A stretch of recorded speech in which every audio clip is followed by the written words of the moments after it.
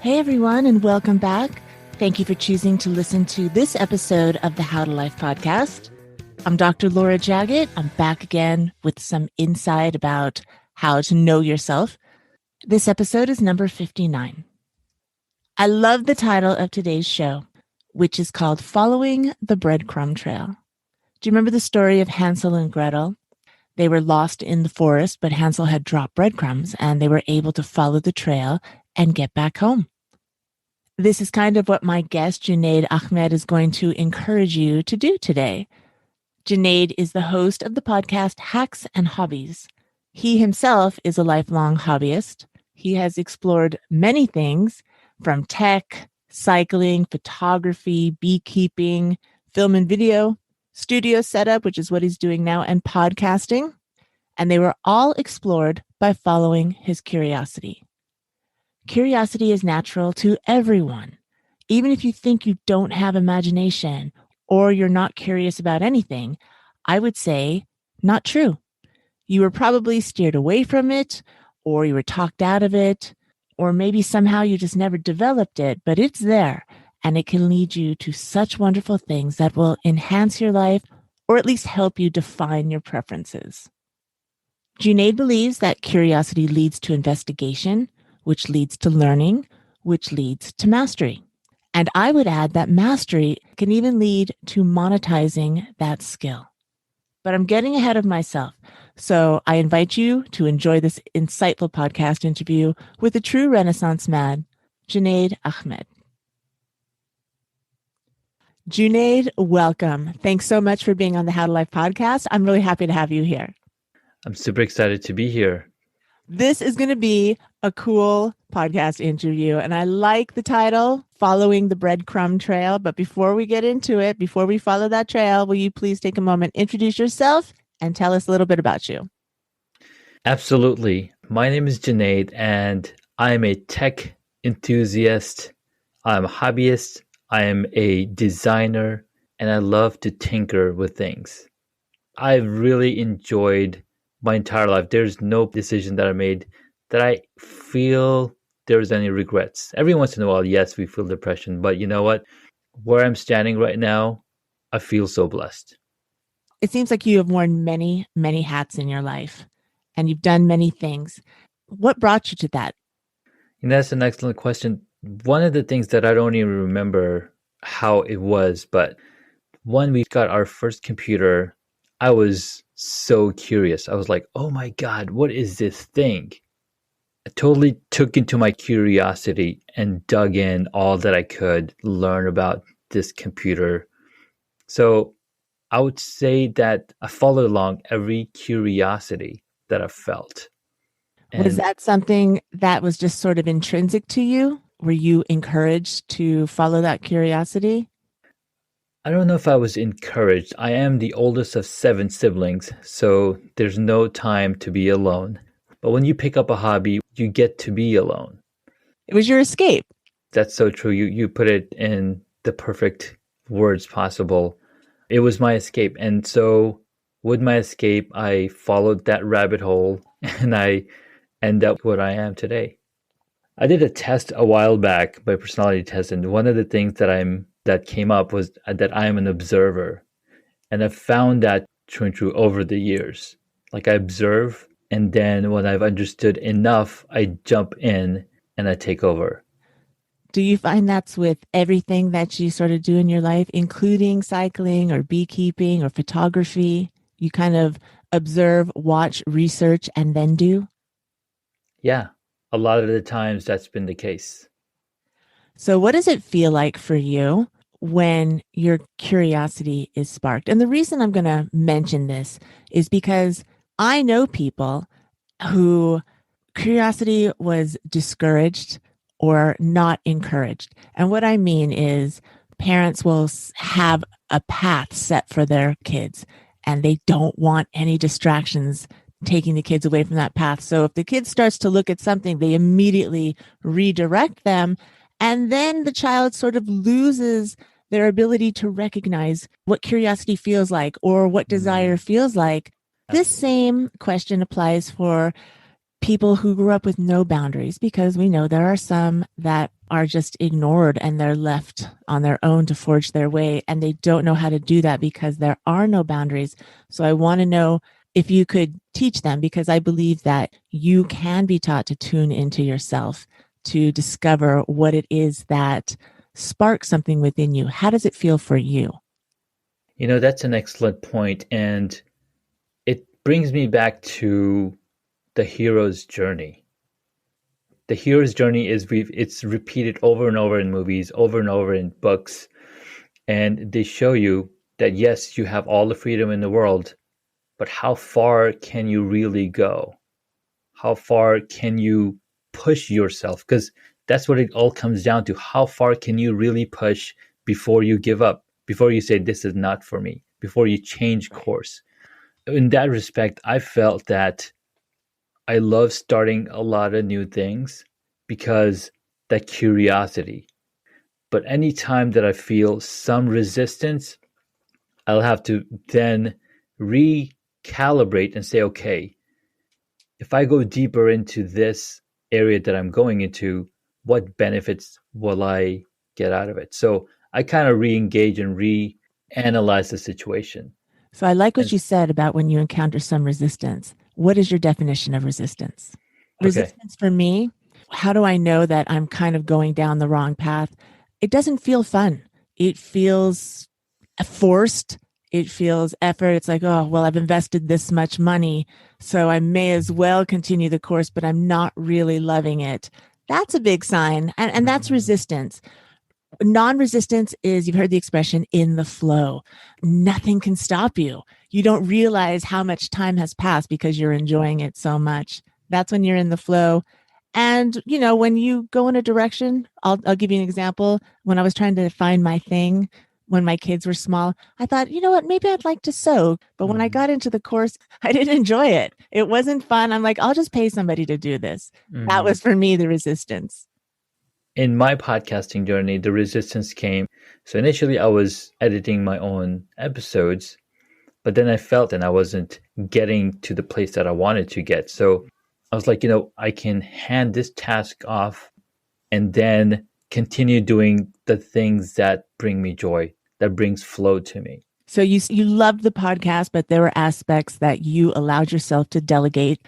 Let's talk about your podcast a little bit. I love the title of it. It's called Hacks and Hobbies. Yes, it's called Hacks and Hobbies, and it's kind of a journey of who I was and who I am looking to become. I read the book Crushing It by Gary Vaynerchuk, and he said, just document the journey. But what comes out of that documenting is the stories that you build, the stories that you unravel within yourself. So the first season is all about documenting my journey as a beekeeper. And I'm like, okay, I want to do a podcast. And I was also researching how to set up a podcast for somebody else, because I had a podcast in 2012 called Still Brewing It. So guess what? That brewing has now brewed and become Hacks and Hobbies, right? That's following the Bread Crumb Trail. Something sparked your interest. One thing led to another. That's fun. The journey is fun. So what do you get out of following the Bread Crumb Trail of your curiosity? What does it give you? So what it gives me is confirmation and affirmation that I have enough knowledge to execute the plan that's in my head, that's been brewing in my head. So the podcast enabled me to do that. The first season, I just documented, and then I got curious. Like, there's other people that had hobbies. I wonder, how did they make those hobbies into their main hustle? How did they do that? So I went and started talking to other people. I've interviewed over 200 people, get 200 guests on the podcast, and there's one common theme. The only way to get to the other side is to go do the journey. When I was speaking with you earlier, you told me that curiosity leads to investigation, leads to learning, which leads to mastery. And then my question is, from mastery, you now can maybe take that to monetizing. Yeah, yeah, absolutely. And there's so many different ways to monetize. But I think the real monetization comes when people connect with you on a deeper level that you can't really put words around, right? When they can see the passion in your eyes, the passion in your emotion, in your voice, and the connection, I think that's really what brings somebody around. We all want to share our passion because it makes us happy. Happy people like to share things. You're going into this for the sake of your curiosity, for the sake of seeing what Absolutely. the potential could be. Failure is one of those possibilities. Mhm. Resistance is one of those possibilities. But joy, success, and other surprises are also possibilities. That makes it really fun. Do you think that curiosity can be taught? You know, I'm not going to say taught because I think we are all born curious. Sometimes we get talked out of it. So, how can you nurture it? What would you suggest? Well, the first thing that I suggest to nurture your curiosity is to think back in your life. What did you do that brought you joy when you were 7 years old? That brought you joy when you was 13 years old? Because those are pure curious things. And a lot of the times those things come back in full force. And if you nurture those abilities, I think that's going to help you become more curious. Find people that are doing the same thing you're doing. When I stepped into podcasting, I was invited to be part of the Anchor community on Facebook. I saw other people enjoying podcasting, and I found that to be, exhilarating. So anytime that I go into one specific task or one specific hobby or another, I'll find that tribe and I'll, communicate with them. And it's going to give you a sense of satisfaction that you may not get from anywhere else. If it feels true to you, if it sparks interest, you're on the right path. You said you've been in tech for 30 years, Mhm. and then you're into beekeeping. Tell me the journey of how you got into beekeeping, because that's kind of not along the same vein as tech, or is it? There's a science to it, maybe. There is a science to it, right? Well, I am a father of three kids. So 8 years ago, my oldest, we took him to an allergist because he had allergies. The allergist mentioned, hey, you should probably get some local honey that's going to help with his seasonal allergies. So it kind of like hung out in my head. Time passes. Since I'm a tech enthusiast, I'm a huge backer on Kickstarter. I've backed over 280 projects. There was one project called Flowhive. So I started researching. I found a local beekeeping association group. I went to the meeting. They're like, oh, next this winter, this January, we're going to be starting a class. It's this much money. It's 8 weeks. Come in, learn about it, and then you can order the equipment. You'll know exactly what you need to do to become a beekeeper. So that's how. That's the trail. You just kept That's the trail. following the trail. That's right. That's That's awesome. exactly right. I'm still doing it. We harvested 40 pounds of honey one season and looking to harvest some more this year. And it helped your son? Yes. All right. So now going back to tech, you are now following a home studio setup. I'm looking at your studio. It's amazing. So what are you doing with that now? So this was an inspiration and it comes from another story. All going back to tech. In 2018, I learned about LinkedIn Local. A friend of mine out in UK, she started this movement. People on LinkedIn should be able to meet each other. So a local event happened to happen around where I was working. So I visited it. And when I showed up, I brought my little camera gear, my little gadgets and whatnot, and I'm walking around with this video gear, like I'm going to document this as I walk around. And somebody noticed me, the host. So he reached out to me and he said, hey, how would you like to do a presentation on how to use your mobile phone for video production? So I created this presentation in person. And then I was like, you know what? I want to write a little ebook around it. So I wrote a little chapter and I was like, you know what? I want to do a course. So of course, to create a video course, you need to shoot video. So I took my camera, I put it in my office, and all I saw was yellow walls. And I'm like, this is not going to play well. I mean, I'm teaching people how to use camera. I got to have a good setup. Following that Bread Crumb Trail, right? I had all the equipment. So a little backstory.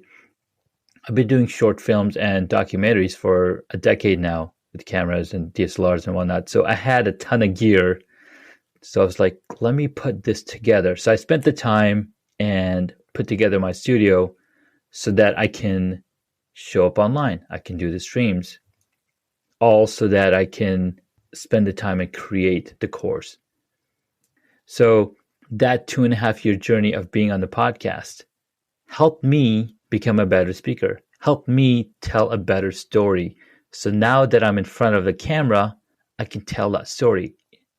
I tell everybody, even though it took me 3 to 4 months to set up my studio, having 10 years of knowledge of video and camera work and everything, it still took me another 7 months to get good at talking to the camera, talking to the audience. And you teach people how to do that now. Absolutely, yes. Yeah. I do help people how to set up your studio, how to sound good on audio, on your video, as well as create a space. So all you have to do is come into your studio, press the record button, and start talking. I can sit here for an hour and record 10 videos and send it off to my editor, and they're ready the next week or 2 weeks later. Junaid, how do we find you? Tell us how we find your podcast and how we can find your website. Absolutely. So the podcast is hacksandhobbies.com. You can literally tell Siri or Alexa to play Hacks and Hobbies podcast. And you can find the home studio stuff on homestudiomastery.com. Before we go, will you give us a few tips about following curiosity, how to trust it, and what the benefits of it are? The number one benefit of following your curiosity is that you're going to, number one, put yourself in uncomfortable situations, but that's the only way to grow. And when you grow, you'll find that you've been living under a rock. So following your curiosity enables you to grow. It enables you to connect with other people, like-minded people, and find even more joy, because now you come back and like, oh my God, I talked to this person and they're doing this with this video, they're doing this with beekeeping. It just opens your mind to so many more possibilities. It also enables you to find veins, find similarities in other areas of life. One thing that I've come to a realization, everything is in a cycle. Like our entire life, everything around us is a cycle. We have day, we have night, we have dark, we have light.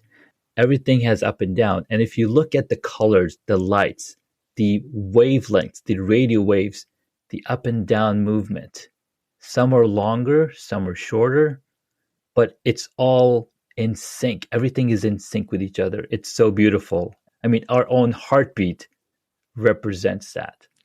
When you're curious, you'll start finding these similarities and your mind will open up like nothing ever before. Follow that trail. Junaid, thank you so much for taking the time to share this story and this encouragement. I really appreciate you. Thank you. Thank you so much for giving me the opportunity. If you don't have a hobby yet, why not look into it? If you don't want to make the leap right now, then maybe just watch. That is the first waking of your curiosity. Then when you're ready, allow yourself to follow where it leads. Good things happen when you follow good things. For fun and inspiration, check out the Hacks and Hobbies podcast. There are some great and inspiring guests on there to help you get inspired. All the links can be found in the show notes for this show, which will be at howtolife.com/059. If you want to hear more about awakening your inner inquiring mind, I suggest you have a listen to episode 54.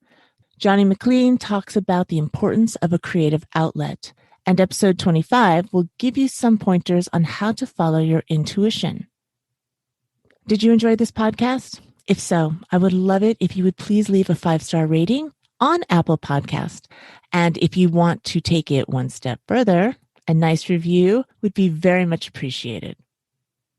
All the content I put out for How to Life, all the podcast episodes, all the YouTube mominars can be found on my website. And you can also contact me there as well. And that is howtolife.com. Thank you very much for choosing to spend your time by tuning in today. I will be back next week with another show to help you master adulting. So bye for now. Have a wonderful week and trust yourself. Make sure you're having fun and don't worry about anything. You got this.